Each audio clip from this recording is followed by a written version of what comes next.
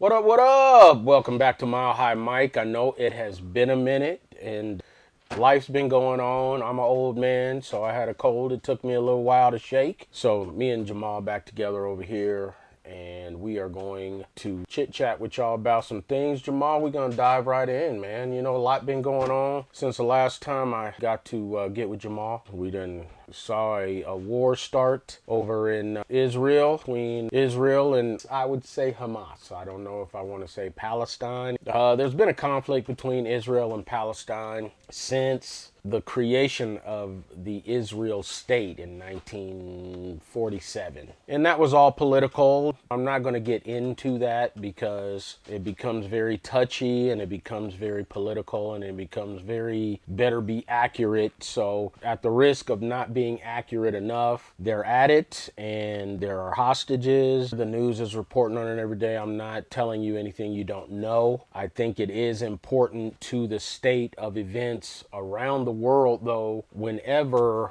these dust ups, and I don't mean to diminish what's going on over there, dust up does not by any way mean to make it sound like it's anything less than what it is over there. It is very serious. My main opinion about it is I think it's really between them, because none of these conflicts has really ever spread to the greater world, if you will. These conflicts have always remained right there in that land, and I think the important thing to understand is when it comes to Israel, Palestine, I think that is something I personally believe needs to be solved by them. The outside entities, I really believe, should be there only to facilitate a peaceful resolution to that conflict. But ultimately, any resolution to that conflict needs to be come to by Palestine and Israel ultimately. And whether or not that will ever happen is entirely up to Israel and Palestine. So in addition to that, we still have a war going on between Ukraine and Russia, and as quiet as it's kept, because it is kept pretty quiet. And while there are nations that are lending help to Ukraine, because the wide opinion is that Russia was in the wrong for simply invading Ukraine. And that is my opinion as well. And I think Vladimir Putin has made it very clear to the whole world that he intends to reunite what was once the United Soviet Socialist Republic, or the Soviet Union as we would call it, and he wants all that back. As a young adult, he was a part of that regime and he wants it back. He wants the old Soviet Union back and he intends to do it. Now, I believe that Vladimir Putin thought he would go into the Ukraine, easily take that land and move on to the next. And the Ukraine's resolve has been nothing short of admirable, to say the least. They are fighting for their land. They're fighting for their lives.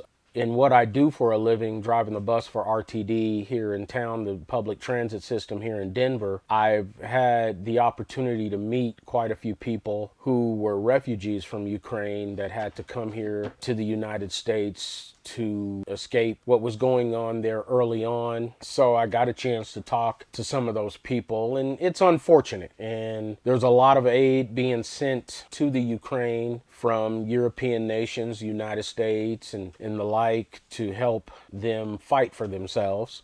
So that is ongoing, and hopefully these conflicts really come to a resolution sooner rather than later. My opinion doesn't really matter. I have an opinion. I stated my opinion. The bottom line is hopefully these things are resolved. I don't foresee a resolution anytime soon between Russia and Ukraine, because I totally believe Vladimir Putin is determined to reunite the United Soviet Socialist Republic, and he will not stop until Father Time catches up to him or Russia is definitively defeated in their effort to at least take Ukraine. But Ukraine has shown that over this past year and change that what won't happen is that Russia will take Ukraine back. So maybe Russia pivots and tries another way to do it, but I don't think Putin is going to stop in his effort to reclaim the Soviet Union.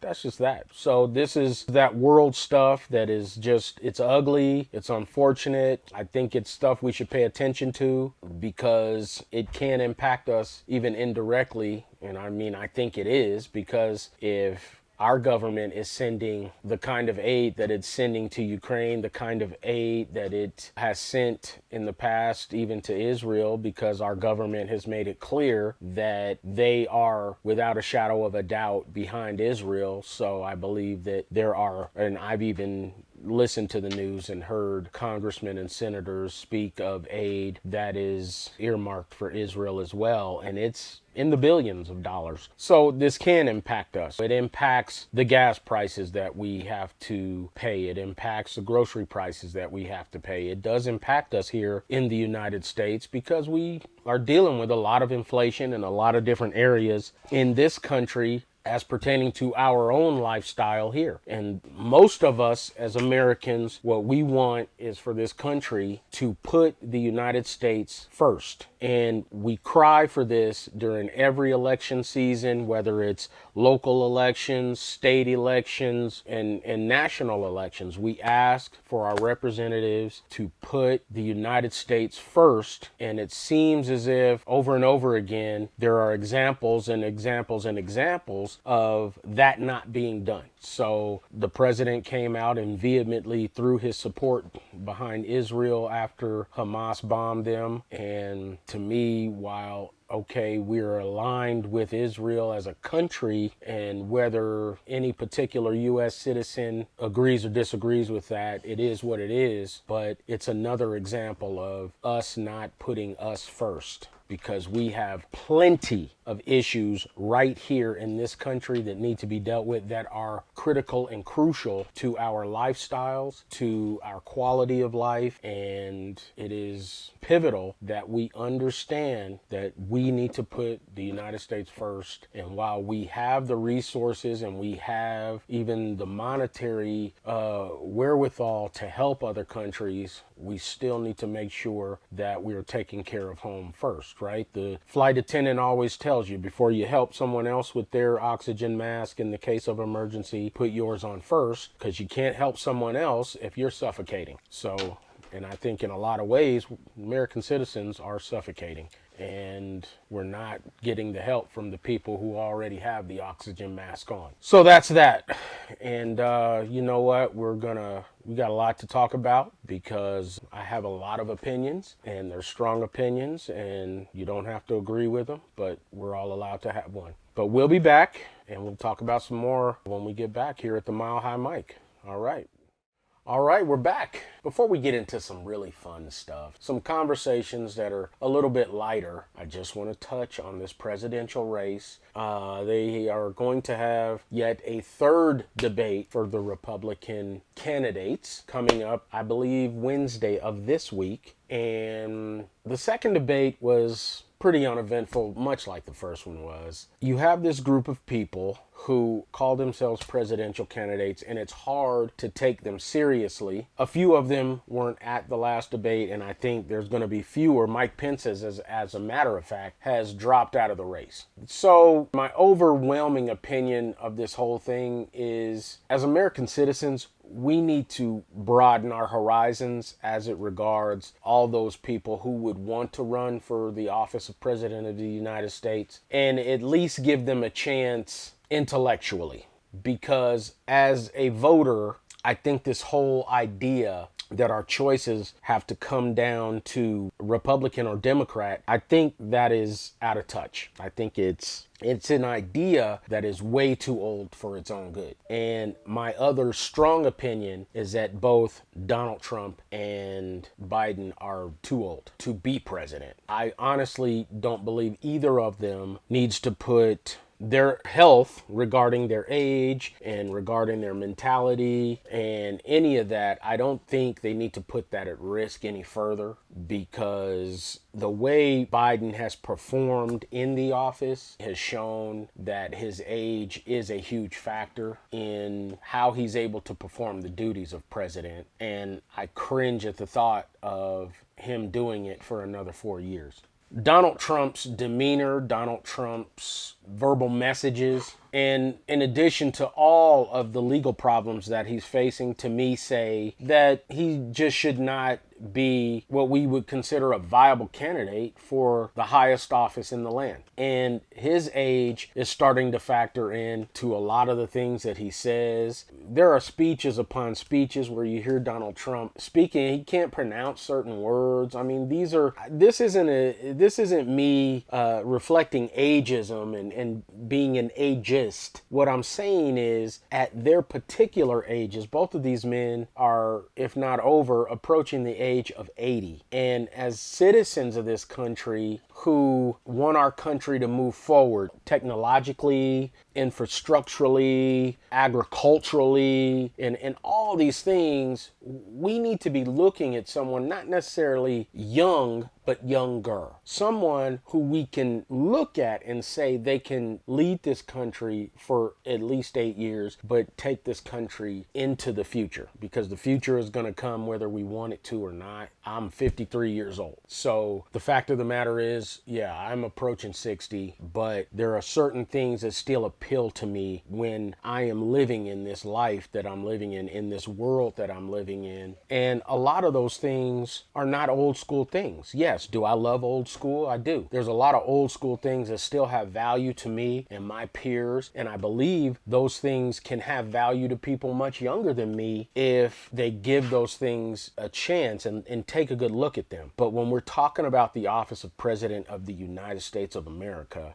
we are talking about a very high stress job that I don't think, first of all, Joe Biden is handling real well overall right now. And I don't think Donald Trump handled it incredibly well himself when he did it. And the thought of, me personally, the thought of either one of those gentlemen doing it again for another 4 years, again, like I said before, I cringe. And whether there's a good candidate among those Republicans who are showing up at these debates, yes or no, that's up to the voters. And both parties keep telling us, well, since Joe Biden is already the incumbent president, he'll run unopposed. And I think that's a mistake, because I believe that there could possibly be a strong president among the Democrats that could do a better job. But it appears that we won't have the opportunity to even hear that person's views, their opinions, because we're just waiting for the primaries to come and go, and then we're waiting for these conventions to come and go. And at the Democratic National Convention, they're going to give all these big time fluffy speeches, and then ultimately they're going to nominate Joe Biden to run for the office of President of the United States representing the Democratic Party. And then we're going to listen to the Republican National Convention come and go. And even if Donald Trump has been convicted of felonies, it appears that the Republican National Convention will ultimately, after giving fluffy speeches, nominate Donald Trump to run for the President of the United States. And here's something that we've done over and over again as well. We don't vote for someone from the Green Party. We don't vote for someone from one of these other parties that is not Democrat or Republican. Why? Because I think in many ways, collectively, we've been brainwashed. If someone doesn't fit in this box or this box, they couldn't possibly be a good president for us. And that is not a great way to look at the democratic process. The whole point of the democratic process is that people who feel like they can take on the job should at least be heard. But we don't give these people very much of a chance. And in many cases throughout the years, throughout the time that I've been a voter in these 35 years, I've heard lots of candidates from these non-Democrat or Republican parties say things that make a ton of sense, but they never stood a chance in the race because they were not attached to the Democratic Party or the Republican Party. And as citizens, we have to open up our eyes, open up our minds to the possibility that the best candidate may not come from the Republican Party or the Democratic Party. The best candidate may be out there telling us things that we need to hear, giving us information that we need. And and they're saying that they want to be president of the United States, but we're turning our ears off to these people because, again, they're not in this box or this box, and they're not going to be at some big convention toward the end of 2024 being nominated by a bunch of politicians that we see on Fox or CNN. And because of that, we're not going to listen to them. We're not going to hear them. And ultimately, collectively, we're not going to give them enough votes to even be anywhere near competitive for the job president of the United States. And folks, if we look up on the first Wednesday of November and the elected president is Joe Biden or Donald Trump, in my opinion, we have failed this country as voters. If one of those men is president of the United States elected on the first Wednesday of November, when we wake up in the morning, we have failed ourselves as a country, because all that means is collectively we didn't look further. And that's what we need to do as a country, is look further, go deeper.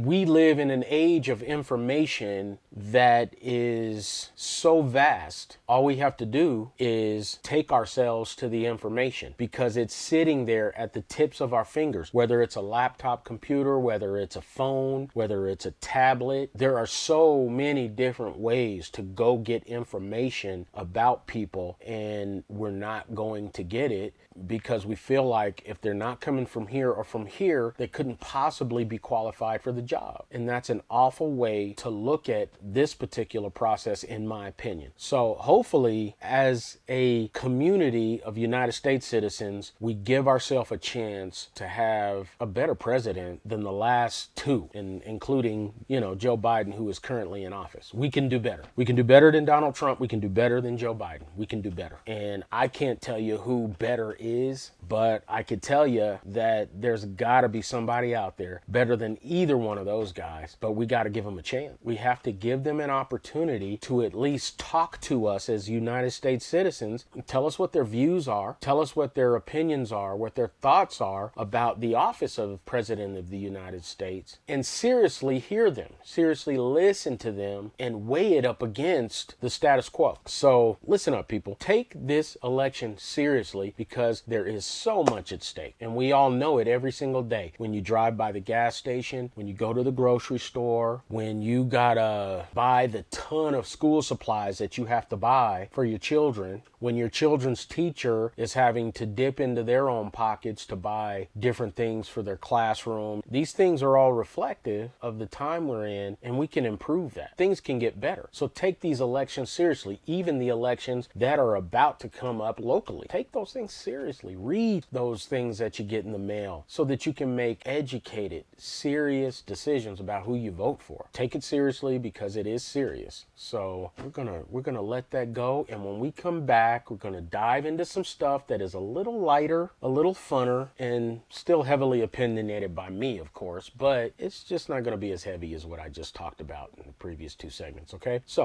we'll see you when I get back, all right? Thank you. All right, everybody, welcome back to the Mile High Mike. Let's get to some fun stuff. Recently here, Sunday, October 8th, short of a month ago, Kelvin Kiptum of Kenya ran the Chicago Marathon in 2 hours, people. The man ran 26 miles in 2 hours. I find that extremely fascinating. Do I watch marathons all the time? No. But when I went on ESPN.com and saw that this man ran 26 miles in 2 hours, I was thoroughly impressed. He is 23 years old, so we will be hearing a lot from him. He also completed the London Marathon, which he won in 2 hours and 1 minute and 25 seconds. Okay? So this dude is sprinting marathons, basically. All right. And this 2 hours and 35 seconds that he ran the Chicago Marathon in is a world record. It's a new world record. But to run 26 miles in 2 hours, that's a sprint. All right. So we've seen these people run the 1500 in these crazy times, 2-3 minutes. They run a mile in. This dude ran 26 miles in 2 hours. So big ups to Kelvin Kiptum of Kenya. I mean, we're not surprised at the Kenya part. No one is, because they do that. They do what they do when it comes to those distance runs. But to me, 2 hours, he absolutely smashed the previous world record, but running a marathon in 26 miles, people. Let's just please put that in perspective. The dude ran 26 miles in 2 friggin' hours. That is astounding. And I will continue to be impressed. I cannot wait to see what happens in Paris, because we're going to hear a lot more about this young man as they get ready for the Olympic Games in Paris next summer. Again, Kelvin Kiptum of Kenya. Remember that name. Simone Biles returned to competitive gymnastics with a bang. She absolutely looked like she hadn't missed any time out of gymnastics. All she did was just come in and take over the world championships. She won her 6th all-around championship. So that just means she's the best gymnast in the world. Even after taking all that time off, she just comes back and just takes her place again as the best gymnast in the world. She is now the most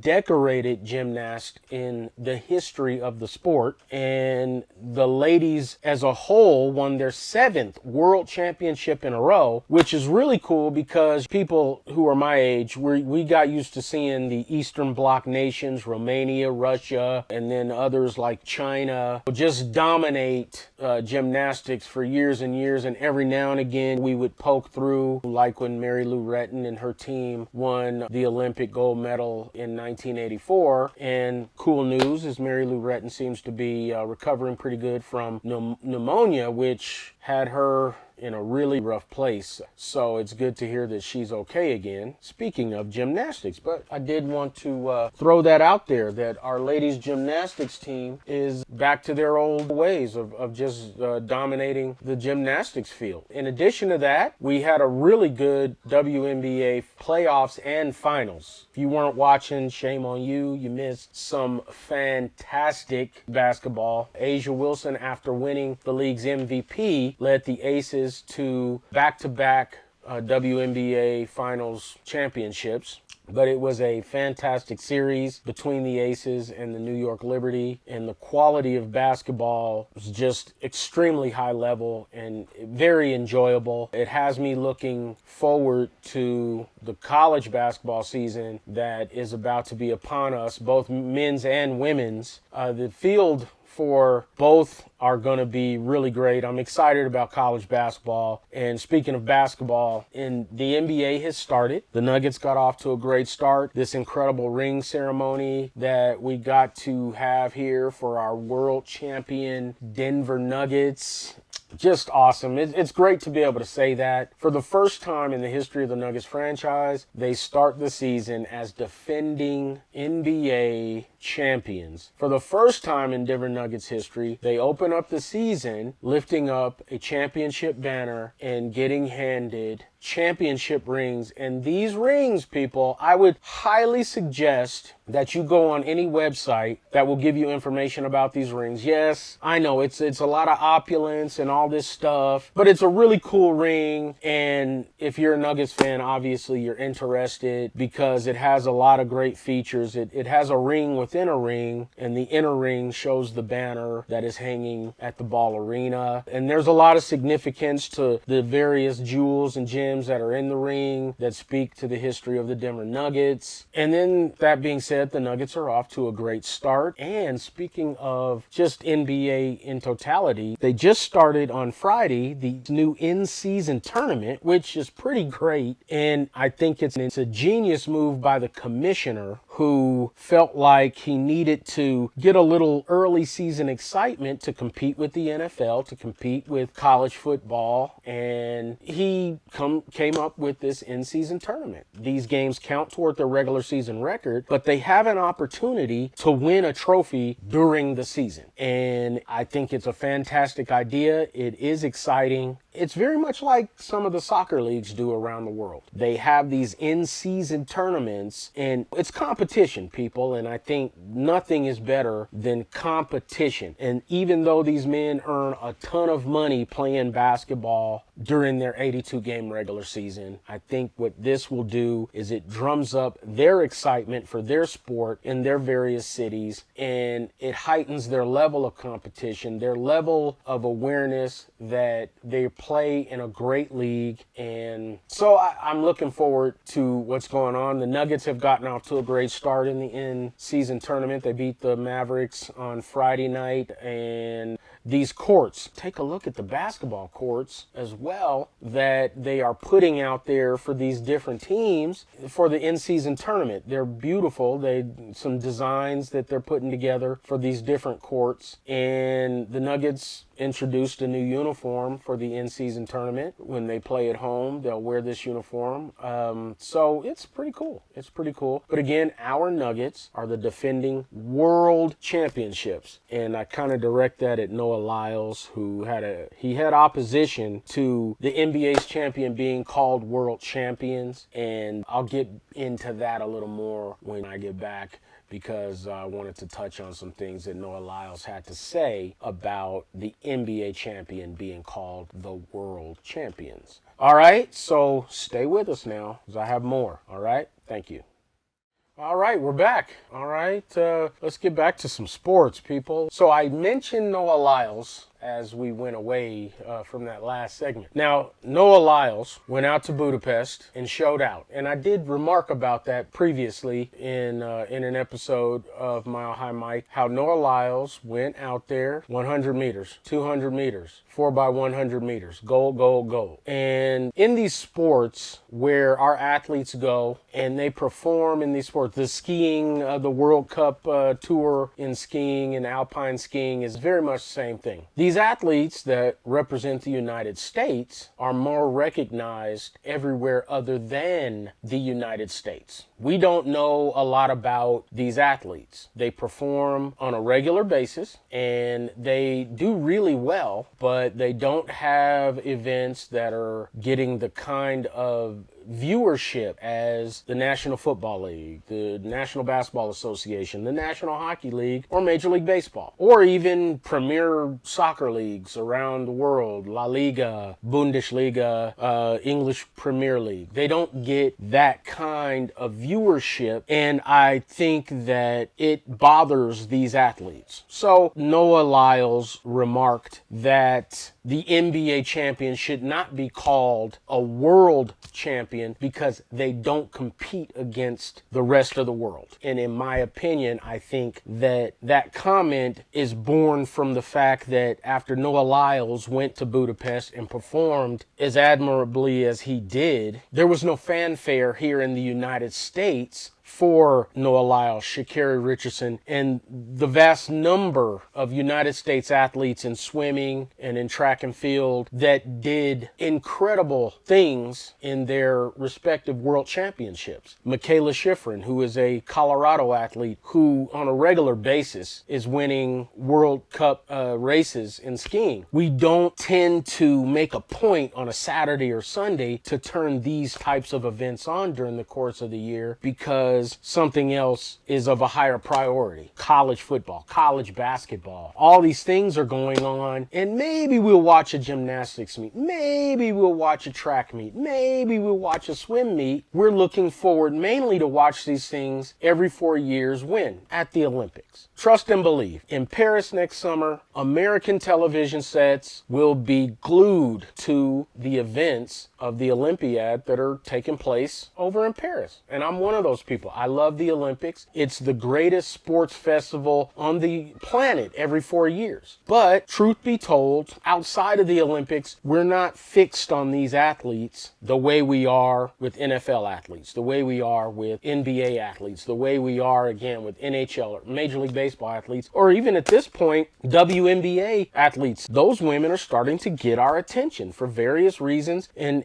you know, mainly their prowess on the basketball court. And so what Noah Lyles said said, I think, again, comes from the fact that he and other athletes like him in those sports that I mentioned before, they're not getting the acknowledgement and recognition they feel that they deserve. Because for whatever reason, he targeted the NBA. The NBA is a world league. The NBA, the basketball, is by all means a world sport. The best basketball players on this planet aspire to play in the National Basketball Association. And while, yes, it's called the National Basketball Association, let's not make the mistake of not understanding that the NBA champion, if you took that NBA champion with their roster intact and they played the champions of a German league, or the champions of a French league, or the champions of an Italian league, a Greek league, or whatever league in a 7-game series, that NBA champion would win that series, okay? Because the best players in the world play in the NBA, because the best players in the world want to play in the NBA. Whether they're playing in a professional league in their current country, their major aspiration, unless they're of an age where it won't work out, their major aspiration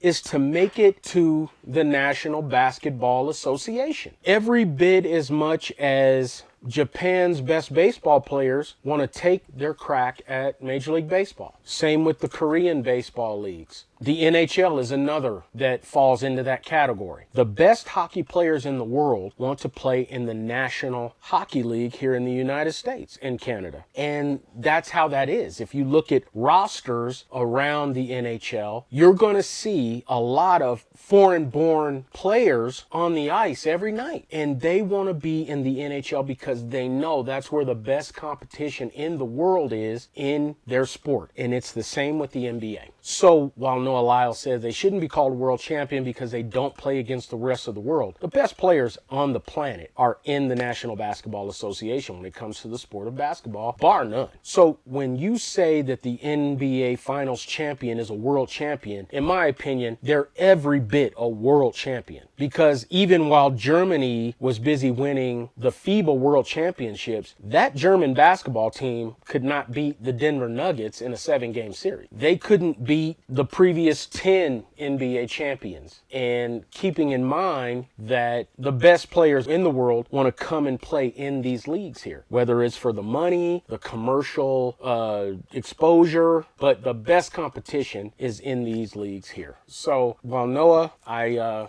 sympathize, well, not sympathize, but I do empathize with your sentiment, and I do understand it. Trust and believe me, Noah. I know that you're the bomb.com, my man. So, but don't take aim at the NBA, bro, because I think your stance is way off, Noah. But we will all be watching you in Paris, Noah. Trust and believe. And we will all be rooting for you to pull off that trifecta again, my man. 100, 200, 4x1. Do it again for us, bro. We're looking forward to it next year in Paris, all right? All right. We're not done, people. So stay with me, all right? Thank you. All right, here we go.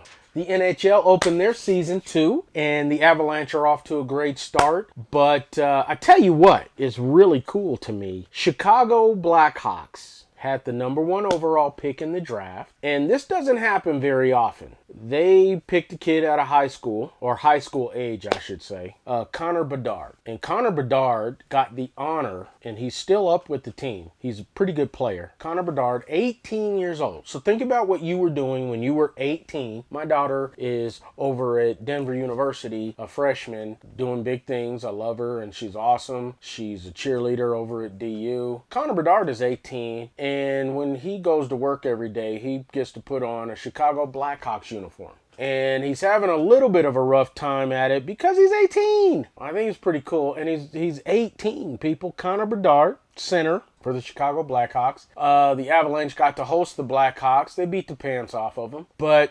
Chicago is building from the bottom up, and it worked for them once before.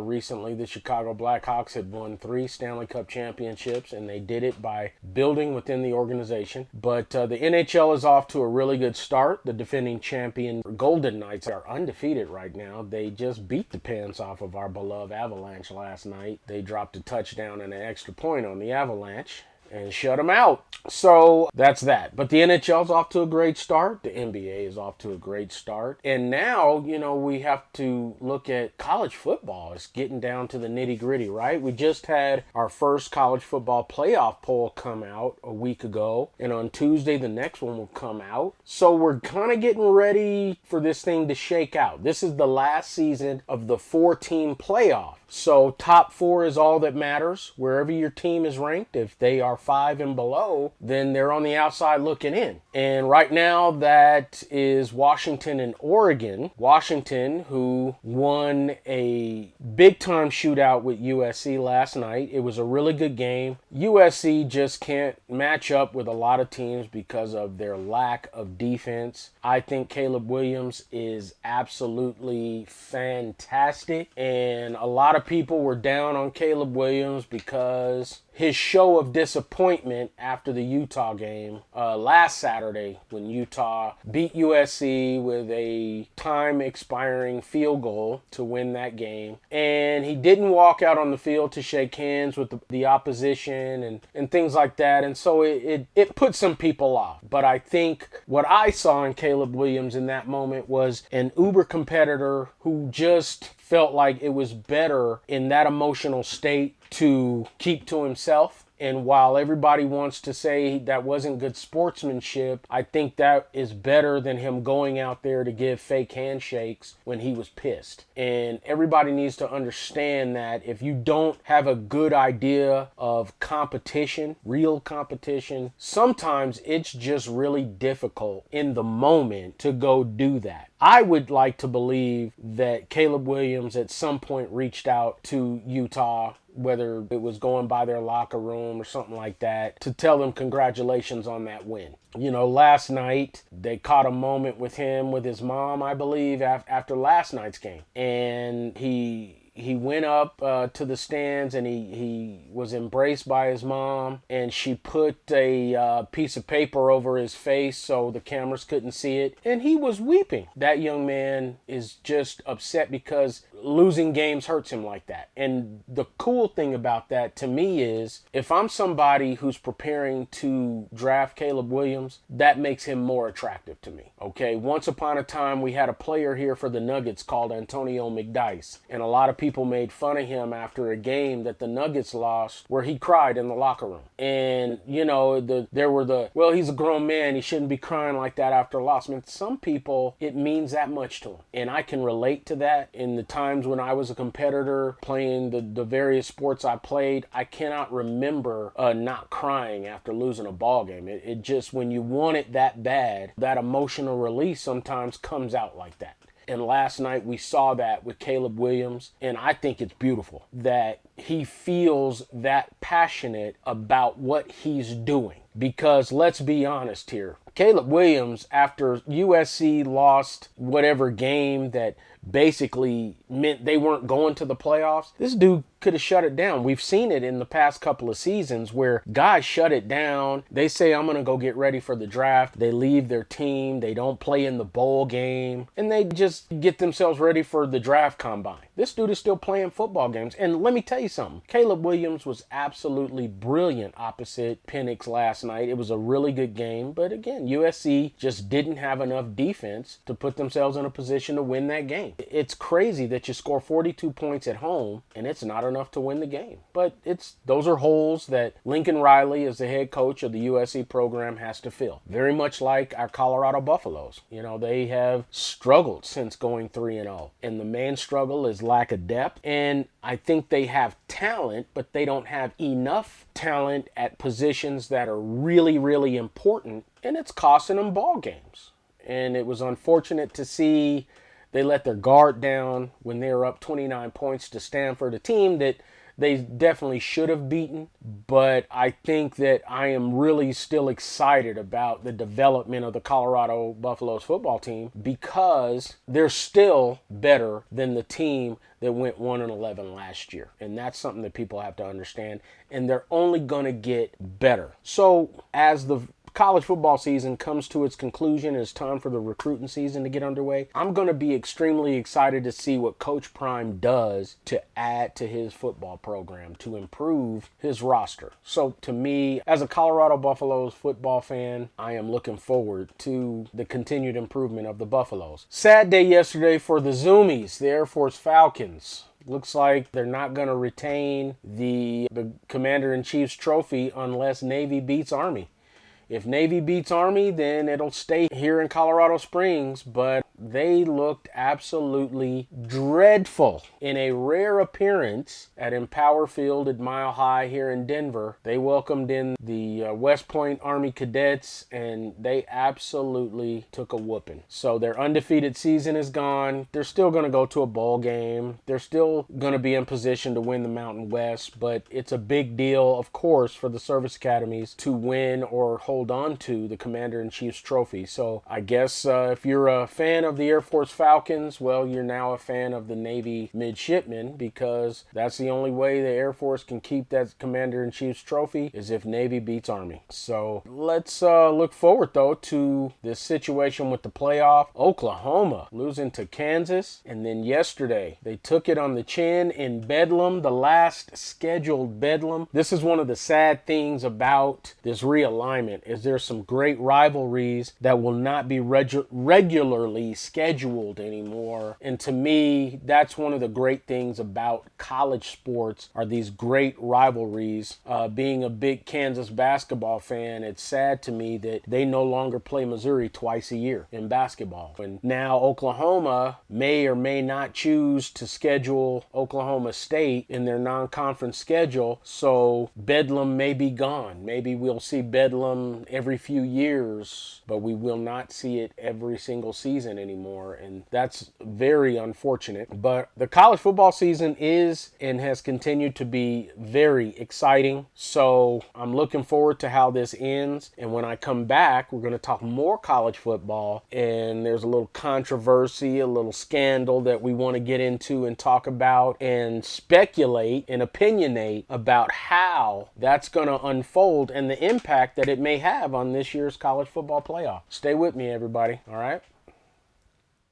All right, here we go. We're still on college football, everybody. Stay with me now. Now, we got a little controversy in Ann Arbor, Michigan. A little sign stealing a la Houston Astros. They took it to another level like the Astros did. I mean, look, we all know in every sport, if there are signs to steal, teams try to steal signs. But usually they do it organically, right? In baseball, if a guy hits a double or he hits a single and makes his way to second base, he looks into the catcher to see if he could pick up on the signals, right? But the Astros, they took it to another level. They're using trash cans and things like that. They went electronic with it, right? They went to that next level where it was just unsavory, and it put a black eye on the Houston Astros whole organization. While there's no asterisk next to the World Series championship they won, there's still a lot of talk when that World Series comes up, and there's usually a but next to it. They won the World Series in 2017, but they cheated. So, and that's not what you want. I mean, if you're one of those players that has a 2017 World Championship ring for the Houston Astros, you look at it and you say, it's like ill-gotten gains. Well, Michigan, the University of Michigan Wolverines, they have kind of entered into a very similar situation where Jim Harbaugh, head coach for the Michigan Wolverines, hired a man to come in and be a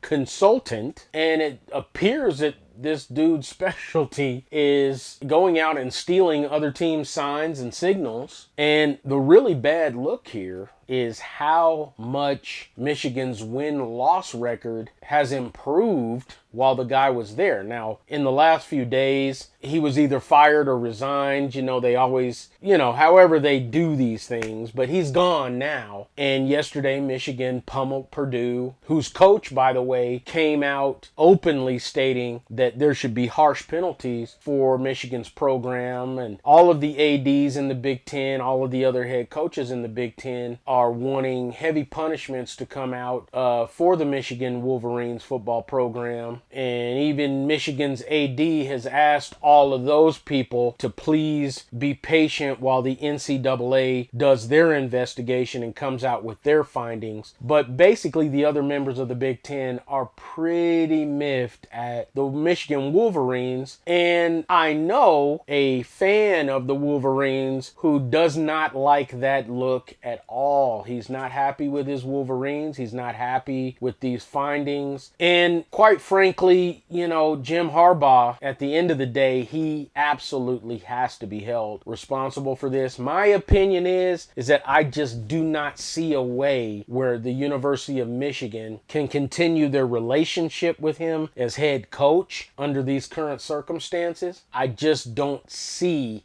how he can remain head football coach of the program with this swirling around them, with, another opportunity to go to the playoff. Because now, with their record over the last few seasons, people are questioning, they're going to continue to question whether they belong there. And keep in mind, now, with all this going on, Michigan was beaten handily by Georgia 2 years ago in the semifinals, and TCU took it to them last year in the semifinals. So I guess an argument for Michigan would be like, whether we did that or not, it still didn't result in a championship for us. But it's still not a good look because it's so unnecessary. Listen, if by looking across the field from your sideline, you can't manage to figure out what another team's signs are, then just go play the game and let your talent win out. They are predicting that Michigan will have the most drafted players of any major college football program in the country. So the talent is there. So the question is, Jim Harbaugh, why hire this guy knowing what he's about? And why keep him around long enough to put yourself in this position where now you're being investigated by the NCAA and the Big Ten? So again, I can't think of a scenario where this time next year Jim Harbaugh is not coaching an NFL team. If I'm wrong, I'm wrong, but I just do not see that scenario not playing out that way.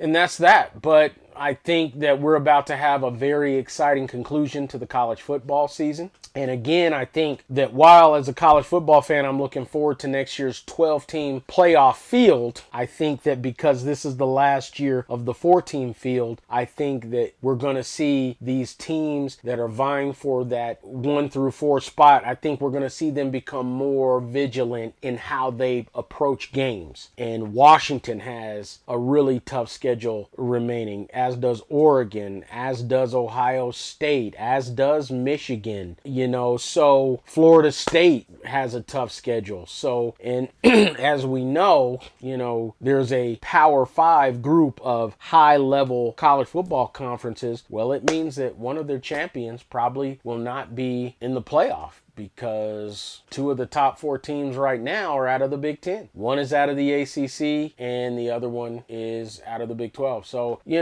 it's going to be very interesting. This new poll that comes out, the previous poll came out, had Oklahoma at number 9, beneath Texas, a team that they had beaten earlier in the season, and people were questioning, well, how could you have Oklahoma ranked under Texas? Well, Oklahoma promptly goes out, loses Bedlam to Oklahoma State. So Oklahoma just basically killed any chance they have at the playoff. Texas still has a chance if they can, win out, win the Big 12 Conference Championship game. And all these leagues that have a championship game, that extra game becomes huge, I believe, for teams like Ohio State, Michigan, Oregon, Washington, who looks like they may end up playing each other a second time. Texas, Oklahoma may end up playing each other a second time. So it's going to be very exciting. I'm looking forward to the downhill side of the college football season. And I'm a big time traditional romantic guy when it comes to college football. I love the bowl games. I love every single bowl game. I think it's great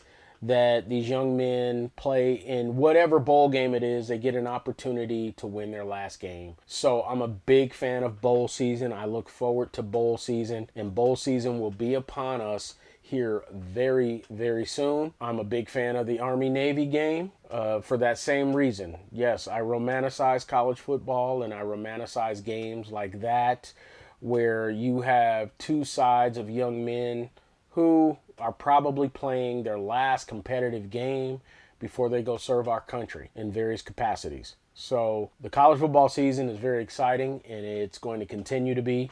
So stay tuned to it. And maybe we'll see the Air Force Falcons win their first conference championship in the Mountain West. I don't know if they've ever done that, even in the WAC. They never could get past BYU. So perhaps that is what's in store for the Air Force Falcons since they weren't able to secure the Commander-in-Chief's trophy, which they still may be able to hold on to. So we'll see. We'll see. But college football season is coming down to a conclusion, and college basketball season is about to get started.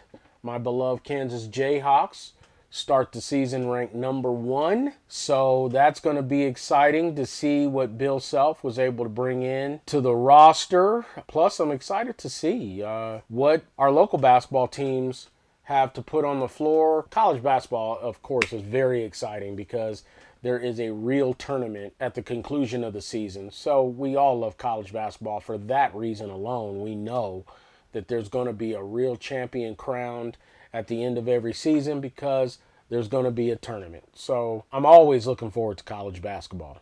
And so that's going to be awesome. So the trade deadline came and went in the NFL. I was of the opinion that the Broncos might clean house. They did not. Randy Gregory was the only major trade that the Broncos made of a current NFL player. He was traded to the San Francisco 49ers. So other than that, while there were offers by some other players on the team, the Broncos chose to keep their roster intact. And that roster went out and picked up maybe the biggest win for the Broncos since Super Bowl 50, honestly. They beat the Kansas City Chiefs last week here in Denver. And in beating the Kansas City Chiefs is who I'm talking about. The Kansas City Chiefs scored 9 points. It wasn't a touchdown and a safety. It was not a touchdown, a missed extra point, and a field goal. It was 3 field goals. The Broncos kept the Kansas City Chiefs offense, led by Patrick Mahomes, out of the end zone. So it's very encouraging. I by no means am going to promote a Broncos team that's about to turn their season around and make the playoffs. Of course, if that happens, I'll be ecstatic because I love my Broncos. But I don't see that happening. But what it did mark for me as a fan is perhaps a turnaround in attitude with the team so that they maybe do better going forward, just in the sense of playing better football. If playing better football can get them a playoff spot, that would be great. But at 2-5, it's hard for me to envision the Broncos making the playoffs. 3-5, excuse me, I apologize. It's still hard for me to envision them winning enough games at this point to make the playoffs. They are in a bye week this week, so they will have 9 games left when the season gets back going for them next week. But I don't see the Broncos making the playoffs. But it would be really nice if the Broncos were able to maybe get 6-7 wins, just look good. Just look good down the stretch. They still have the Raiders and the Chargers to play in the division, so maybe those could be some wins they pick up. So hopefully they just look better going forward. My beloved 49ers went into the bye week limping on a 3-game losing streak, and they simply have not looked good in the last 3 weeks while losing these 3 games. These were not 3 games they lost and you could take something positive from it. They just have not looked good in these 3 weeks while losing these games. So hopefully Kyle Shanahan has them ready to go for the stretch, down the stretch, second half of the season. So the NFL is in Frankfurt for the next 2 weeks. This morning, Kansas City beat the Dolphins 21-14 in Frankfurt, Germany. And next week, there will be another early 7:30 a.m. Mountain Time game. So get up and watch you some Frankfurt, Germany style football, NFL. All right. So as we come to a conclusion here, I just wanted to touch on some really cool news.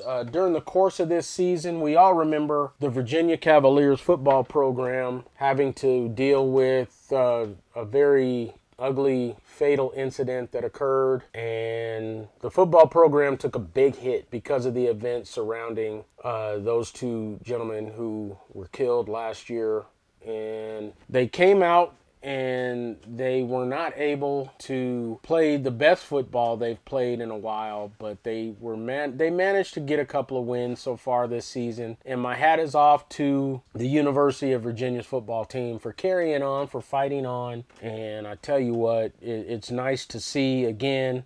I romanticize amateur sports because these are still young people that are playing mainly for the competition of it. NILs and things like that aside, they are still playing for pure competition, because the vast majority of these young men will not play in the NFL. They will not play in the NBA.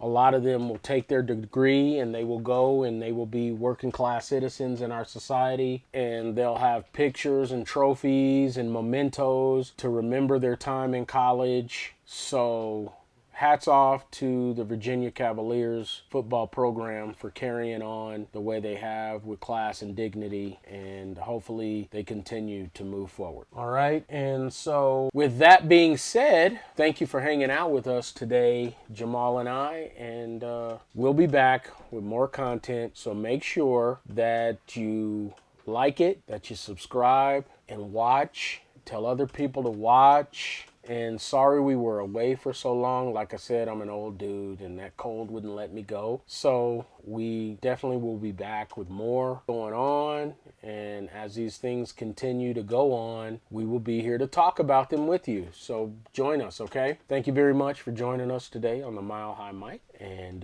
we will see you next time. Bye-bye.